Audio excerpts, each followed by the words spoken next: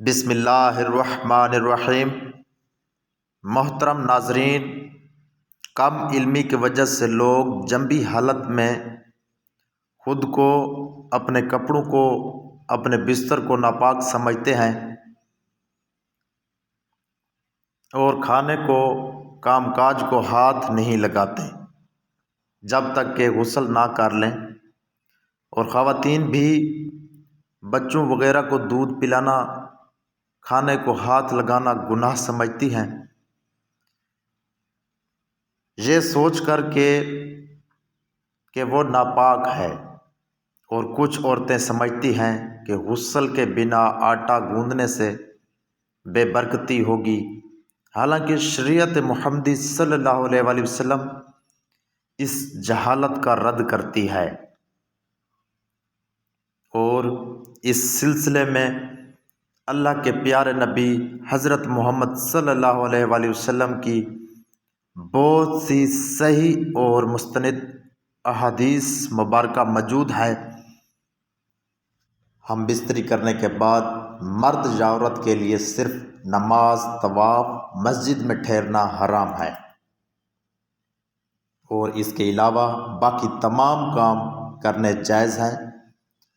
مرد و خواتین پر کہیں بھی ایسی کسی پابندی کا ذکر نہیں ہے، بلکہ غسل کرنے سے پہلے بھی جنابت کی حالت میں ہی تمام لوگ عام روٹین کے کام کاج کر سکتے ہیں۔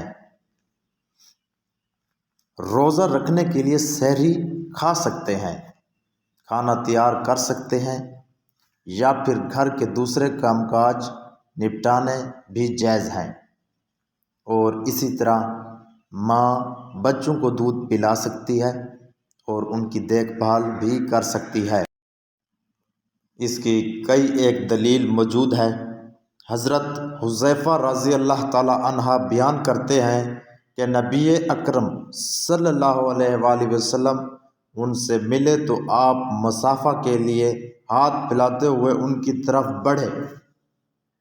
حذیفہ رضی اللہ تعالی عنہ نے کہا، میں جنبی ہوں۔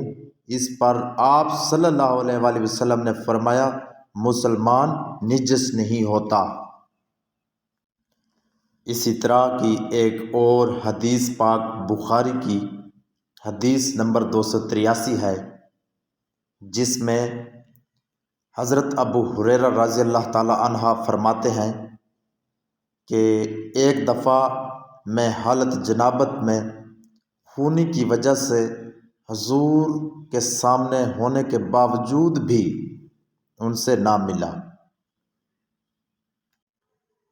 جس پر حضور اکرم صلی اللہ علیہ وآلہ وسلم نے فرمایا کہ مسلمان ہرگز ناپاک نہیں ہوتا۔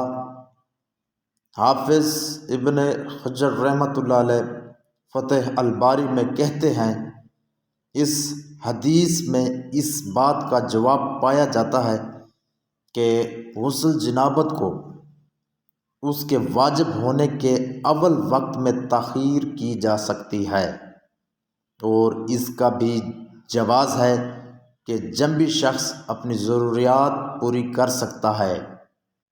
ام المومنین عائشہ رضی اللہ تعالی عنہا کہتی ہیں کہ اے رسول اللہ صلی اللہ علیہ وآلہ وسلم جنبی ہوتے اور پانی چھوئے بغیر سو جاتے، پھر اس کے بعد اٹھتے اور غسل فرماتے۔ کسی نے حضرت عائشہ رضی اللہ تعالی عنہا سے سوال کیا کہ اے عائشہ رضی اللہ تعالی عنہا، حضرت محمد صلی اللہ علیہ وآلہ وسلم ہم بستری کر کے نہلایا کرتے تھے یا ہی سو جایا کرتے تھے؟ حضرت عائشہ رضی اللہ تعالی عنہا فرماتی ہیں کہ نبی اکرم صلی اللہ علیہ وآلہ وسلم ہم بستری کر کے ویسے ہی سو جایا کرتے تھے۔ جب مؤذن نے رسول اللہ صلی اللہ علیہ وآلہ وسلم فجر کی اذان دینے کے لیے آتے تھے تو حضرت محمد صلی اللہ علیہ وآلہ وسلم غسل کر کے جسم کو خشک کرنے کے بغیر ہی مسجد میں تشریف لے جاتے اور نماز فجر کی جماعت کرواتے، اور میں گھر میں آپ صلی اللہ علیہ وآلہ وسلم کی آواز سنتی رہتی تھی۔ پھر آپ صلی اللہ علیہ وآلہ وسلم روزہ رکھ لیتے تھے۔ کسی نے عمر رضا ورانہ سے پوچھا، کیا یہ روزوں کے مہینوں میں ایسا ہوتا تھا کہ عام معمول میں یہی ہوا کرتا تھا؟ عمر رضا ورانہ نے فرمایا کہ روزوں کے علاوہ بھی ایسا ہوا کرتا تھا۔ حضرت عائشہ رضی اللہ تعالی عنہا سے مروی ہے کہ آپ صلی اللہ علیہ وآلہ وسلم ہم بستری کرنے کے بعد سونے سے پہلے غسل کرتے اور بعض اوقات تیمم ہی کرتے۔ روایات ہے کہ رسول اللہ صلی اللہ علیہ وآلہ وسلم جنابت کی حالت میں سو لیا کرتے تھے۔ حضرت عائشہ رضی اللہ تعالی عنہا فرماتی ہے کہ آپ صلی اللہ علیہ وآلہ وسلم جنابت کی حالت میں شرمگاہ کو دھوتے اور پھر نماز جیسا وضو کرتے۔ ناظرین گرامی، افضل یہی ہے کہ جنابت کے بعد جتنی جلدی ہو غسل کر لیا جائے، کیونکہ ایسا نہ ہو کہ کہیں غسل کرنا بھول ہی نہ جائیں۔ کھانے پینے، سونے اور عورتیں بچوں کو دودھ پلانے سے پہلے جنابت کی حالت میں وضو کر لے تو یہ افضل ہے۔ ناظرین گرامی، یہ یاد رہے کہیں وضو کرنا بھی واجب نہیں ہے، لیکن وضو کرنا اور شرمگاہ کو دھو لینا مستحب ہے۔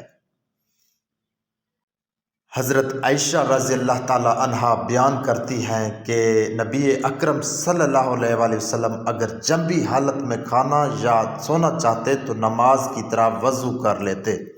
وضو کرنا اس لیے بھی افضل ہے کہ نبی کریم صلی اللہ علیہ وآلہ وسلم نے فرمایا، تین لوگوں کے پاس رحمت کے فرشتے نہیں آتے: کافر کی لاش اور خلوق خوشبو لگانے والا، اور جنبی شخص جب تک وہ وضو نہ کر لے۔ اللہ تعالیٰ سے دعا ہے کہ اللہ تعالیٰ ہمیں دین اسلام کے مطابق زندگی بسر کرنے کی توفیق عطا فرمائے۔ میرے پیارے دوستو، جس نے ہمارے چینل کو ابھی تک سبسکرائب نہیں کیا وہ جلدی سے ہمارے چینل کو سبسکرائب کر لیں تاکہ ہر نئی ویڈیو ان تک پہنچ سکے۔ شکریہ۔